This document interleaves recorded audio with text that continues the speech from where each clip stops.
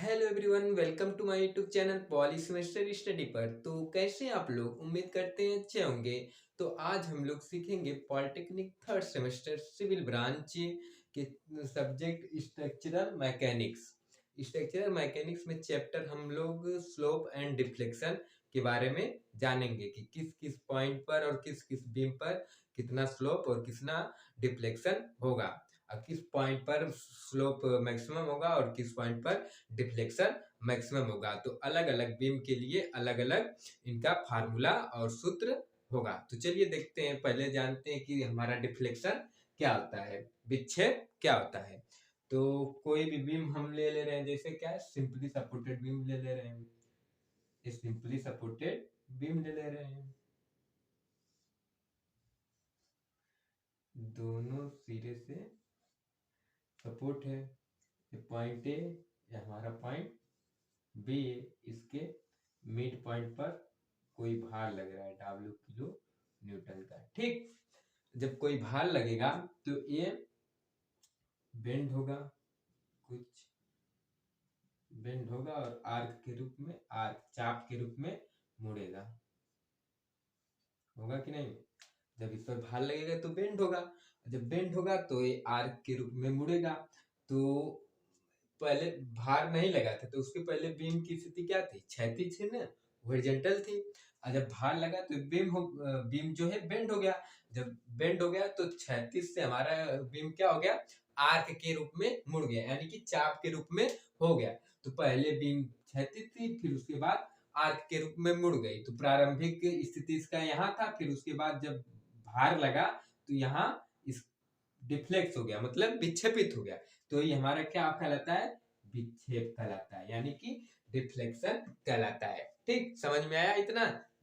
जैसे कि ये हमारा कोई बीम है, पॉइंट ए पॉइंट बी है, इसे पॉइंट सी मान लीजिए, जहां पर भार लग रहा है मध्य पॉइंट पर लेते हैं। ठीक, तो जब मध्य पॉइंट पर भार W किलो न्यूटन का लगा रहे हैं तो पहले तो बीम हमारा ओरिजेंटल था।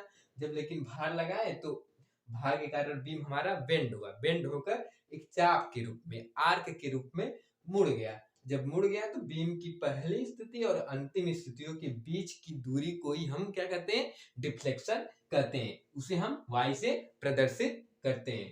उम्मीद करते हैं कि डिफ्लेक्शन समझ में आया होगा। सेम यही चीज हम यहाँ पर लिख दे रहे हैं।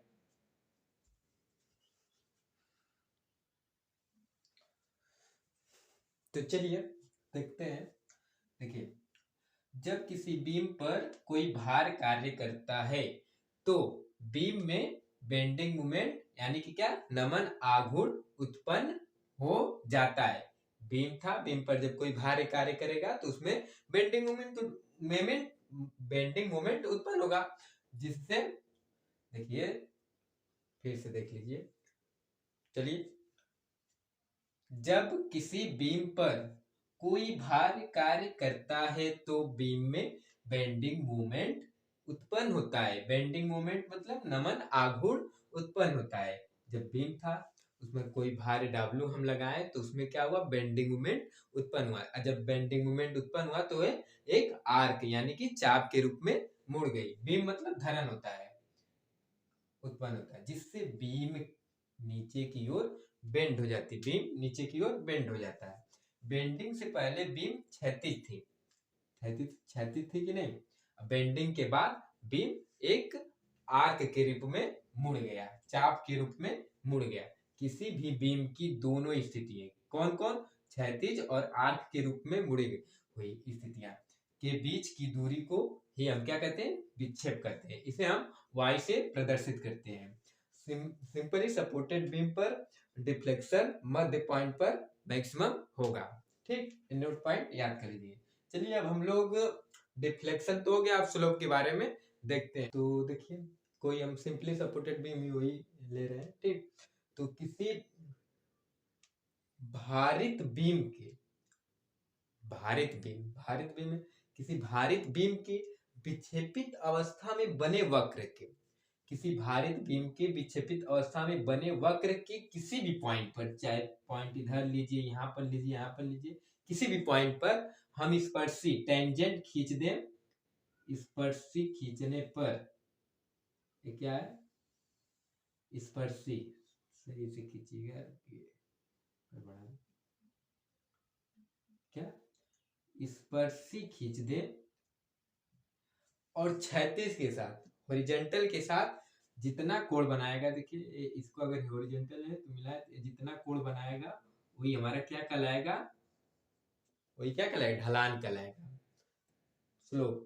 तो क्या है, किसी भी भारित बीम के विक्षेपित अवस्था में बने वक्र रूप के किसी भी पॉइंट पर हम स्पर्शी टेंजेंट खींचे और जो क्षैतिज के साथ जो जितना एंगल यानी कि कोण बनाए वही हमारा क्या कहलाएगा, ढलान यानी कि स्लोप कहलाएगा। ठीक, तो सेम पॉइंट यही हम लिख दे रहे हैं, क्या,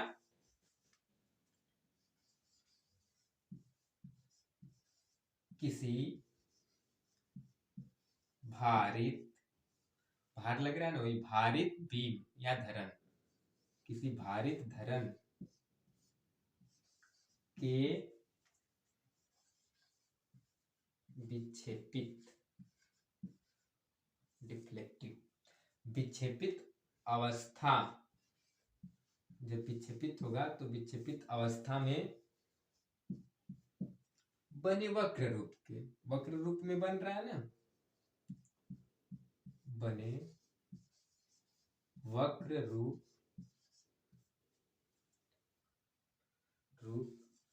के किसी भी पॉइंट पर या किसी बिंदु पर,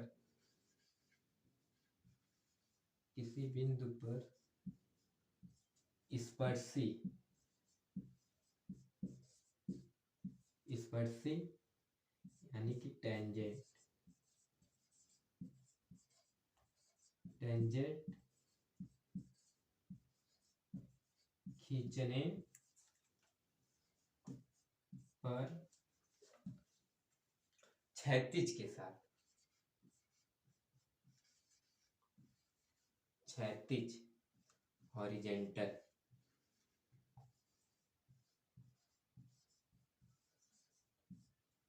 हॉरिजॉन्टल के साथ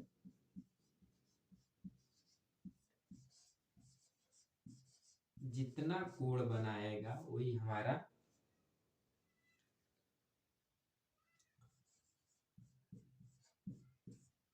कोण बनाएगा,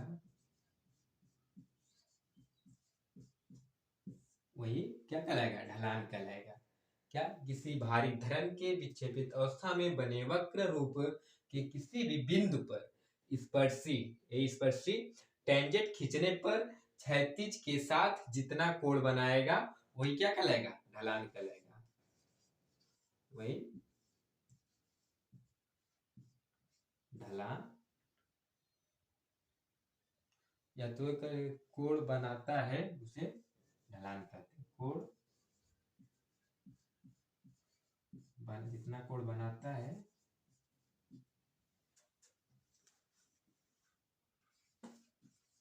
उसे ढलान यानी कि स्लोप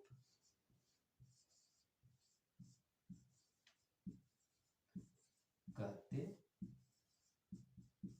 हैं। ठीक, स्लोप इसे हम थीटा से प्रदर्शित करते हैं, किससे, थीटा से प्रदर्शित करते हैं। तो उम्मीद कर रहे हैं कि समझ में आ रहा होगा आप लोगों को। और देखिए सिंपली सपोर्टेड बीम में ढलान जो है पॉइंट ए और पॉइंट बी पर मैक्सिमम होगा, और पॉइंट सी पर ये जो है इस अगर इसके साथ इस पर खींचे और क्षैतिज के साथ कोण देखे तो कोई कोण एंगल बन रहा है, कोई एंगल नहीं बन रहा, तो यहाँ पर हमारा क्या कहलाएगा, थीटा सी 0 होगा, यानी कि सिंपली सपोर्टेड बीम पर पॉइंट सी पर थीटा सी हमारा न्यूनतम यानी कि 0 होगा। ठीक, उम्मीद करते हैं वीडियो पसंद आ रहा होगा, पसंद आए तो लाइक कर दीजिए प्लीज। चलिए आगे देखते हैं।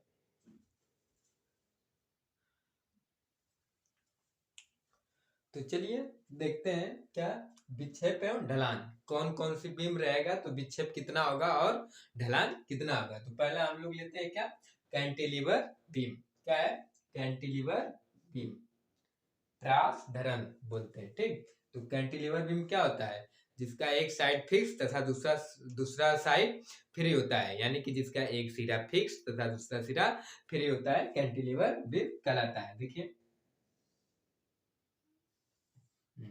एक सिरा ऐसे हम क्या कर दे रहे हैं, फिक्स कर दे रहे हैं और एक सिरा फ्री। एक पॉइंट ए ले लीजिए, पॉइंट और बड़ा कर दीजिए, पॉइंट बी। ठीक, अब इस पर हम क्या कर रहे हैं, भार लगा रहे हैं। ठीक, भार कितना, W किलो न्यूटन का। ठीक, तो जब भार लगाएंगे तो विक्षेपित होगा ये कुछ इस तरह। इस पॉइंट पर मान लीजिए y में विक्षेपित हो रहा है। ठीक, अब अगर हम इस पर सी खींचें, इसलिए यही जाएगा, क्षैतिज के साथ कितना कोण बना रहा है,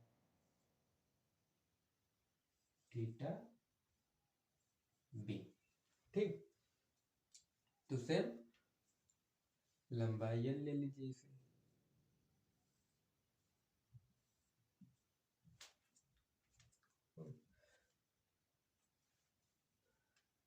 हमारा क्या है, कैंटिलीवर बीम में उस पर भार W किलो न्यूटन करा तो विक्षेपित होगा ही। तो देखिए बीम हमारा विक्षेपित हो गया, यानी कि डिफ्लेक्ट हो गया, तो विक्षेपित कितना हो गया, वाई बी। और इसकी इससे जो कर्व के रूप में बन गया, इससे हम क्या करें, इस पर से खींचे, इसको क्षैतिज के साथ देखिए कोण जो बना रहे हैं वही हमारा क्या है, थीटा बी है। तो देखिए स्लोप हमारा ढलान,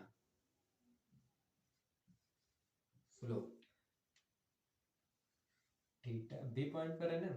और देखिए पॉइंट ए पर इधर देखिए, अगर इसके साथ स्पर्शी खींचे और क्षैतिज, यहाँ पर अगर हम स्पर्शी खींचे तो सेम एकदम क्षैतिज के साथ ही रहा है, और इसके साथ एंगल क्या है हमारा, कुछ नहीं है, जीरो ही है।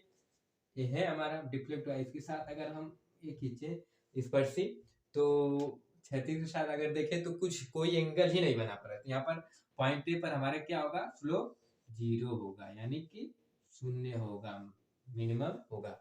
और डिफ्लेक्शन भी, कोई डिफ्लेक्शन यहाँ पर हो रहा है, कोई दूरी जा रहा है, कोई दूरी भी नहीं जा रहा है, तो डिफ्लेक्शन भी क्या होगा, जीरो। यानी कि कैंटिलीवर बीम जब होगा तो पॉइंट ए पर यानी कि फिक्स सिरे पर स्लोप एंड डिफ्लेक्शन जीरो होगा, और पॉइंट बी पर स्लोप एंड डिफ्लेक्शन मैक्सिमम होगा, वाई बी और थीटा बी। तो उसका सूत्र क्या होता है, फार्मूला, वो हम लोग जानेंगे। तो स्लोप, स्लोप का क्या, तो W L square upon 2EI, ये हमारा स्लोप होता है जब कैंटिलीवर बीम होगा। तो स्लोप का फार्मूला ए होगा, WL स्क्वायर अपॉन 2EI। याद करने का तरीका, WL स्क्वायर, यहाँ पर भी 2, यहाँ पर भी 2, तो WL स्क्वायर अपॉन 2EI। और डिफ्लेक्शन अगर देखें,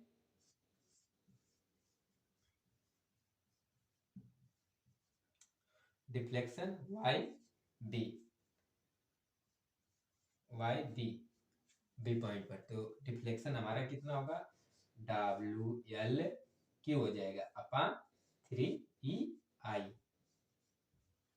देखिए याद करने का ट्रिक, यहाँ पर भी 3, यहाँ पर भी 3, कंफ्यूजन ना हो जाइएगा कि किसमें 2 रहेगा किसमें 3। स्लोप में 2EI और डिफ्लेक्शन में 3EI। ठीक, WL क्यू अपॉन 3EI और उसमें WL स्क्वायर अपॉन 2EI। यही हमारा स्लोप एंड डिफ्लेक्शन का सूत्र या फार्मूला है जब कैंटिलीवर बीम में उसके एंड पॉइंट पर पॉइंट लोड लग रहा हो। ठीक, चलिए जब पॉइंट लोड ना लगा हो, क्या लग रहा है, यूडीएल लोड लग रहा है, तो क्या होता है देखते हैं। ठीक, कैंटिलीवर बीम पर ही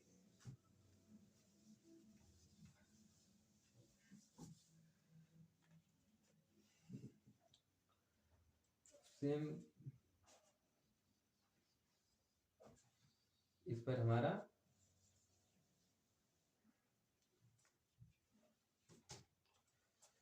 यूडीएल लोड, यूडीएल का uniform distributed load per unit length, W kilo Newton प्रति मीटर। ठीक, तो सेम इसमें भी वही प्रोसेस होगा, पॉइंट ए पर स्लोप भी 0 होगा और डिफ्लेक्शन भी 0 होगा, और पॉइंट बी पर स्लोप और डिफ्लेक्शन दोनों मैक्सिमम होगा, केवल सूत्र में थोड़ा चेंज है। तो स्लोप के लिए हमारा थीटा बी, बी पॉइंट पर स्लोप हमारा क्या हो जाएगा, डब्ल्यू एल, स्लोप है ना, डब्ल्यू एल स्क्वायर अपान 6 ई आई हो जाएगा। ठीक, डब्ल्यू एल स्क्वायर अपान 6 ई आई, और डिफ्लेक्शन हमारा कितना होगा,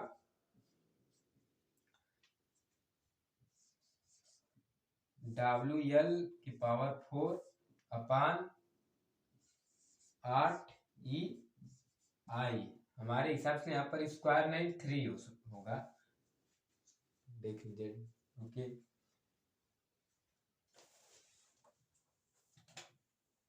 ठीक, डब्ल्यू एल क्यू अपान 6 ई आई, और डिफ्लेक्शन कितना, वाई बी डब्ल्यू एल की पावर 4 अपान 8 ई आई होगा। तो जब कैंटिलीवर बीम पर यूडीएल लोड लग रहा हो, कौन सा लोड है, यूडीएल, यूडीएल लोड लग रहा हो तो कितना क्या होगा हमारा स्लोप, डब्ल्यू एल क्यू अपान 6 ई आई, और जब डिफ्लेक्शन डब्ल्यू एल के पावर 4 अपान 8 ई आई होगा। तो उम्मीद करते हैं कि वीडियो पसंद आ रहा होगा। तो आगे देखते हैं, जब सिंपली सपोर्टेड बीम हो, चलिए, कौन सा बीम, सिंपली सपोर्टेड बीम, शुद्धालंबित धरन, इसको भी मिटाना पड़ेगा।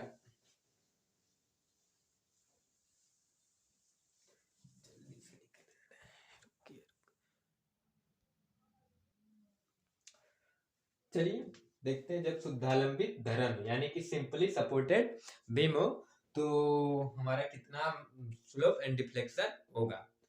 तो सिंपली सपोर्टेड बीम बनाते हैं, इन दोनों तरफ आलम सपोर्टेड पॉइंट ए ले ले, पॉइंट बी, इसके मध्य पॉइंट पर हम क्या लगा रहे हैं, W kilo Newton point load ले रहे हैं हर पॉइंट लोड के लिए। तो मध्य पॉइंट पर बिंदु भार लग रहा है डब्ल्यू किलो न्यूटन का। तो जब भार लगेगा तो ये क्या होगा, विक्षेपित होगा।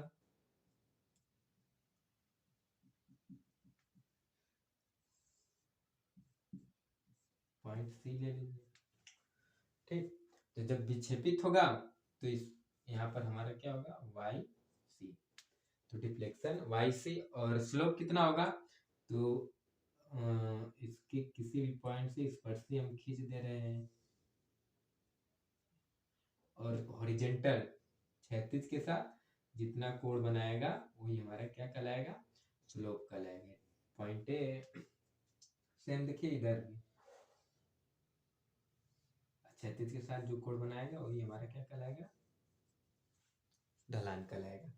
पॉइंट सी पर देखिए स्पर्शी खींच दिए, क्षैतिज के साथ कोई कोण नहीं बना रहे, तो यहाँ पर क्या होगा, थीटा सी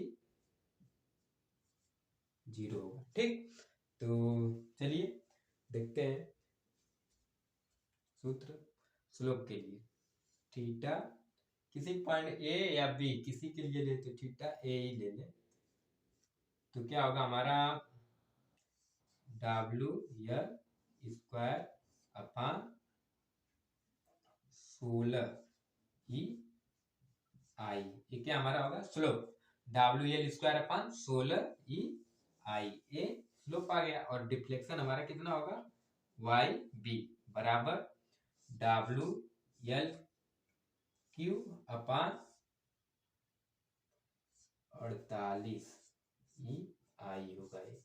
बहुत इंपॉर्टेंट है, इसके बिना कोई सवाल नहीं लगता है, और ये हमारा बीटीयूपी में तो पूछता है, और कंपटीशन एग्जाम में भी ये सब पूछ देता है, तो बहुत इंपॉर्टेंट है। क्या होगा हमारा, जब पॉइंट लोड लग रहा है तो स्लोप हमारा डब्ल्यू एल स्क्वायर अपान 16 ई आई होगा, और डिफ्लेक्शन कितना होगा, डब्ल्यू एल क्यू अपान 48 ई आई होगा। कौन सी बीम है, सिंपली सपोर्टेड बीम, और इसके मध्य पॉइंट पर हाँ स्लोप कितना होगा हमारा 0 होगा, और डिफ्लेक्शन मैक्सिमम होगा। ठीक, तो चलिए जब इतना समझ में आ रहा होगा। तो चलिए आगे देखते हैं क्या, जब इसके पूरे पूरे बिंदु बीम के पूरे लंबाई पर जब यूडीएल लोड लग रहा हो तो कितना होगा हमारा। देखिए सब सेम, इसमें भी वही रहेगा क्यों, यहाँ पर UDL load per unit length, तो यूडीएल डब्ल्यू किलो न्यूटन पर मीटर। ठीक, तो यहाँ पर क्या रहेगा हमारा,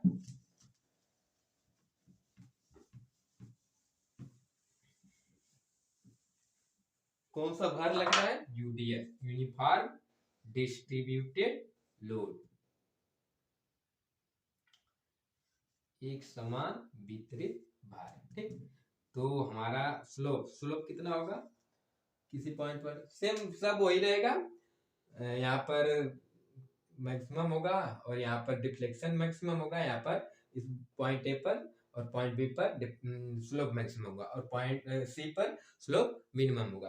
तो हमारा सूत्र क्या होगा, देखिए थीटा ए ले लीजिए और स्लोप क्या हो जाएगा, डब्ल्यू एल क्यू हो जाएगा, यहाँ पर कितना होगा हमारा 24 ई आई होता है, ई आई। अभी हम बता देंगे सब टर्म, ये डब्ल्यू क्या है, एल क्या है, ई क्या है, आई क्या है, सब बता देंगे।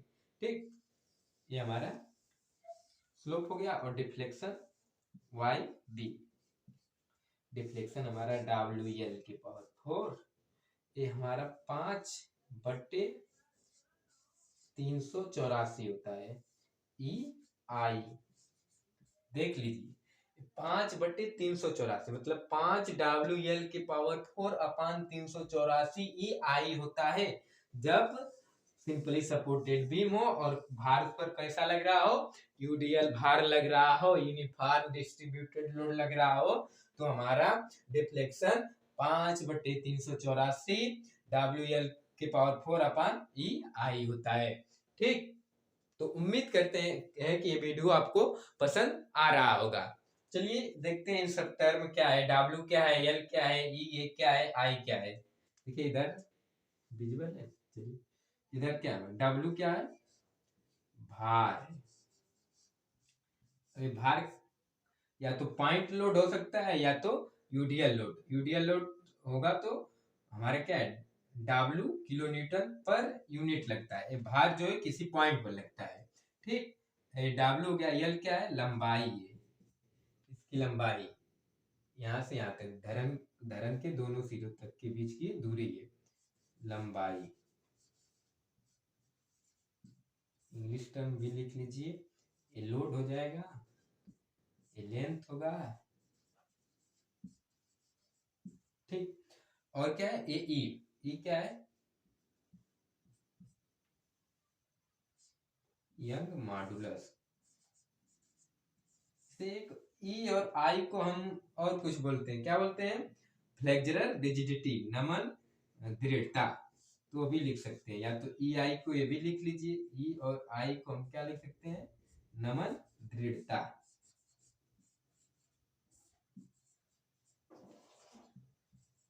नमन दृढ़ता यानी कि फ्लेक्सुरल रिजिडिटी। फ्लेक्सुरल रिजिडिटी क्या होता है, कोई भी धर्म है वो कितना भार या कितना सामर्थ्य सहन कर सकता है, वही हमारे क्या कहलाता है, फ्लेक्सुरल रिजिडिटी, नमन दृढ़ता। या तो अलग अलग अगर इसको लिखना चाहते हो तो ई हमारा क्या होता है, यंग मॉडुलस, यंग मापांक, यंग मॉडुलस, और आई हमारा क्या होता है, मोमेंट ऑफ इनर्शिया, सब जानते ही होंगे, moment of inertia, moment of inertia, जड़त्व आघूर्ण ये यंग मापांक। दिख रहा है कि नहीं, आई नहीं दिख रहा है, रुकिए,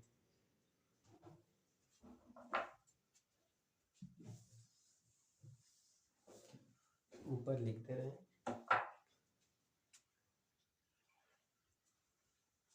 इसको मिटा दे रहे हैं।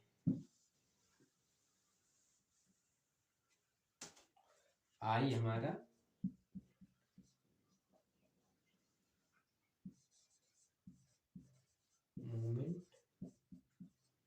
ऑफ इनर्शिया, जड़त्व आघूर्ण।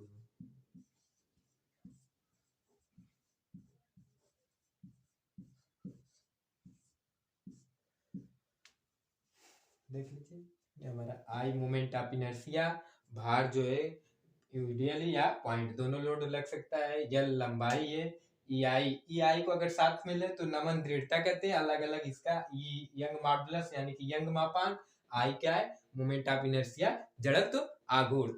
तो उम्मीद करते हैं कि स्लोप एंड डिफ्लेक्शन के बारे में जो महत्वपूर्ण सूत्र है समझ में आया होगा। वीडियो पसंद आ रहा है तो वीडियो को लाइक कीजिए, चैनल पे नए हैं तो चैनल को सब्सक्राइब कर दीजिए। तब तक के लिए धन्यवाद। जय हिंद, वंदे मातरम।